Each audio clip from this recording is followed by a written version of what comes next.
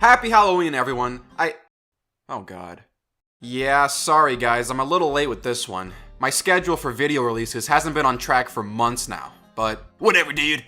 Now, Halloween is probably my favorite time of the year. Nothing quite beats seeing a bunch of ghouls and ghosts around town, and people's lawns covered with skeletons. And what's great about Halloween is that as I've gotten older, the Halloween season just seems to get longer and longer. It used to just be where Halloween was October 31st, starting from like 5 p.m. and lasting to midnight. But then it became the whole week before Halloween, and then the whole month of October, and now it's spread all the way back into the entire month of September. So hey, the longer the Halloween season goes, the happier I am. So in the spirit of Halloween,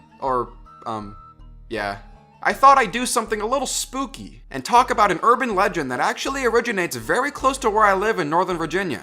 And that is the legend of Bunny Man Bridge. Now, I had no idea that this legend even existed until someone in my high school science class came up to me one day and said, "Hey, you know about the Bunny Man legend?" And much like in the case of the Spam Gangs video, I just had to go and look up some more information about this. Why is there a guy dressed up as a bunny and attacking people with an axe underneath the bridge? Well, the story goes a little something like this.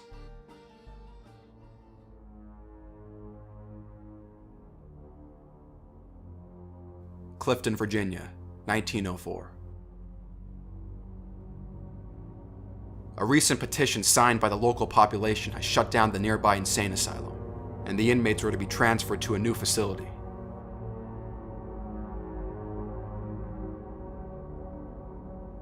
"15 transports were sent out of the asylum to relocate the inmates, but one of them didn't make it.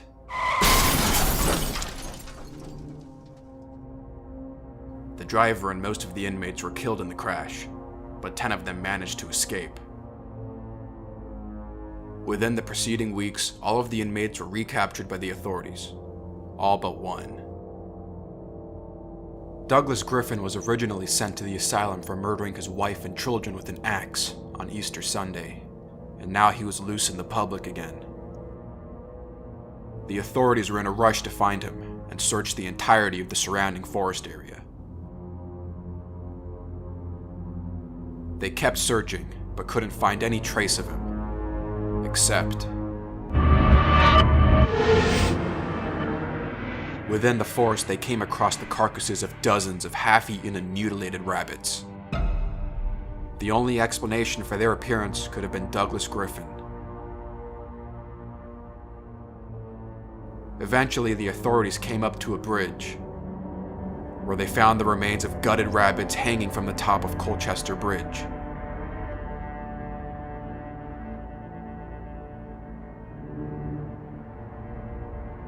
Douglas Griffin was never found, and from that day on, he was known as the Bunny Man.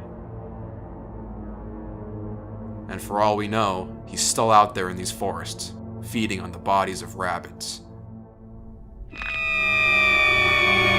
And that's the origin story.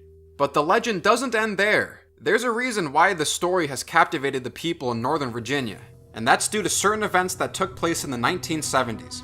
On October 22nd, 1970, the Washington Post ran a piece titled, "Man in Bunny Suit Sought in Fairfax." Now what's all this about? Well, on the night of October 19th, 1970, a US Air Force cadet and his fiancée were visiting relatives in Burke, Virginia, when they parked their car in a nearby field. As they were sitting in the front seat, they started to notice something moving in the rearview window, when suddenly the front passenger window was smashed open and a mysterious white figure was standing there screaming at the couple. The cadet immediately turned the car around and drove away as fast as he could, while the man was heard screaming at them, "You're on private property, and I have your tag number!" After the couple were a ways down the road, they noticed that the object thrown through the window was a hatchet. The cadet later described the man as dressed in a white suit with long bunny ears, and the Washington Post reported that Fairfax County Police were looking for a man who likes to wear white bunny rabbit costumes and throw hatchets through car windows. Honest. Now luckily, neither of the two passengers were injured, but they were definitely scarred. When asked about the incident some 40 years later, the fiancée's aunt said she very clearly remembered combing glass from the shattered glass window out of the girl's hair.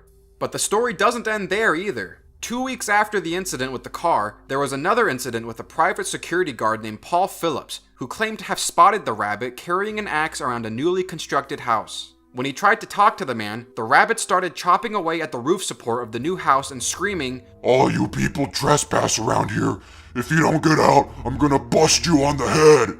By the time Phillips went back to his car to get his gun, the bunny man had run off into the woods. The Washington Post ran this story in a piece titled "The Rabbit Reappears" on October 31st.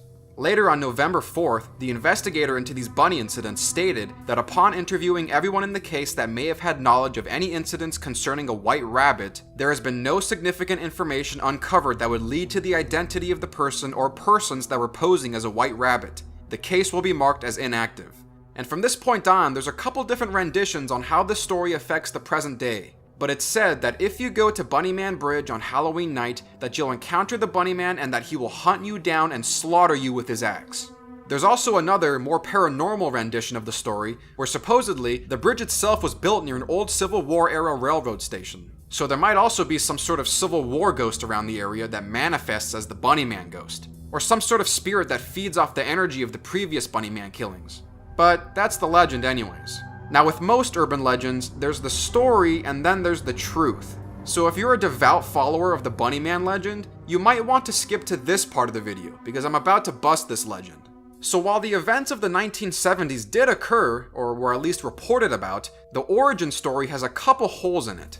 First of all, there was never an insane asylum in Clifton, Virginia, and there was never a Douglas Griffin. And whatever prison the inmates were supposed to be transferred over to didn't even exist until 1910. I'm pretty sure these non-existent inmates weren't just sitting on a bus for 6 years. And so if none of this even existed, then there was never a manhunt in the forest surrounding Clifton, Virginia, and there were never any dead rabbits hanging from trees. The origin story is completely made up. I'm sorry.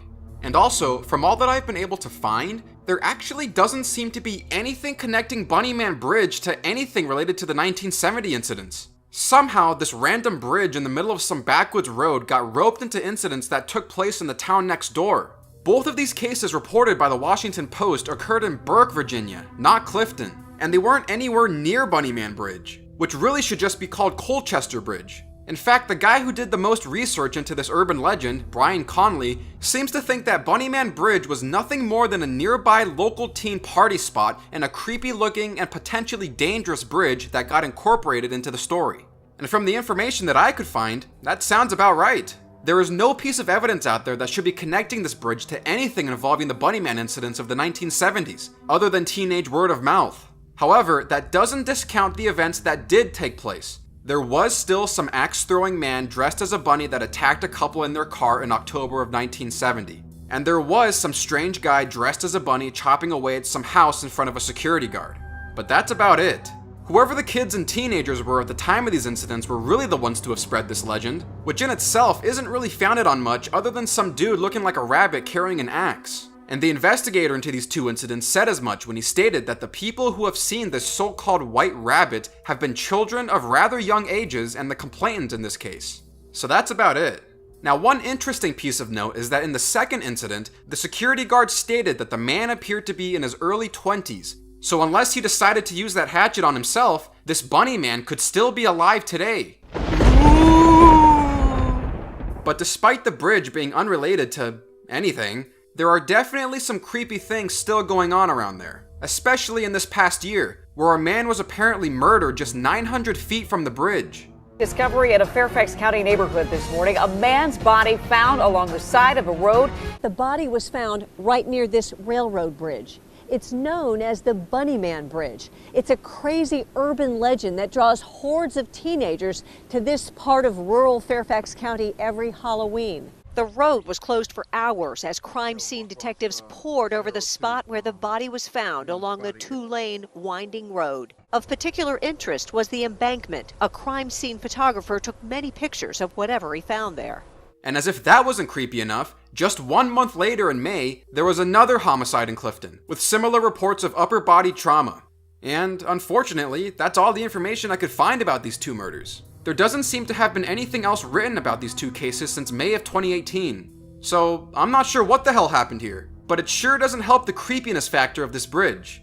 Now, after looking it up, I found out that there's a lot of kids who actually end up getting arrested at the tunnel here, because they are literally trespassing on private railroad property, and the locals do get pissed off around here having a bunch of teenagers hanging around their property.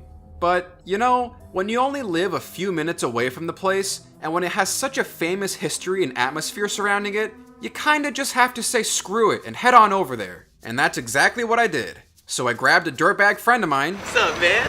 And we hit the road onto Bunnyman Bridge. Will we see the Bunnyman? Will we be murdered? Will we be haunted for the rest of our lives?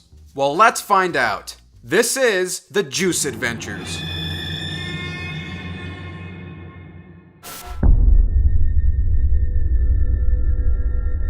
Our journey took us from Woodbridge, Virginia, all the way over to the town of Clifton in Fairfax County. And as if it wasn't already scary enough, by pure coincidence, on this night, there just so happened to be a full moon out.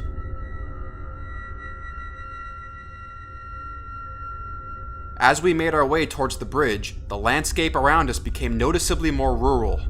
We were in the Virginia backwoods. Do not enter. Do not enter. Deep in these Virginia swamps, you hear many scary stories from the locals who have encountered strange apparitions in the night and unexplainable ghostly events. This land is also tainted with the bloody past of the American Civil War. Could there be any deranged spirits roaming these lands? As we got closer to the bridge, I asked my dirtbag friend about his thoughts on what we might encounter tonight. Alright, what do you think we're going to find? Not sure. It's pretty creepy out here, though.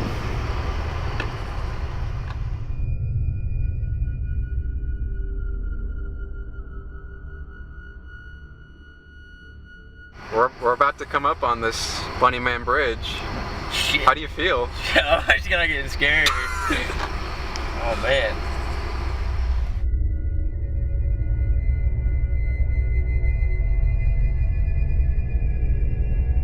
So wait, is like the Bunnyman like a ghost, or like is he a person, or? You know, the documents actually weren't really clear about that.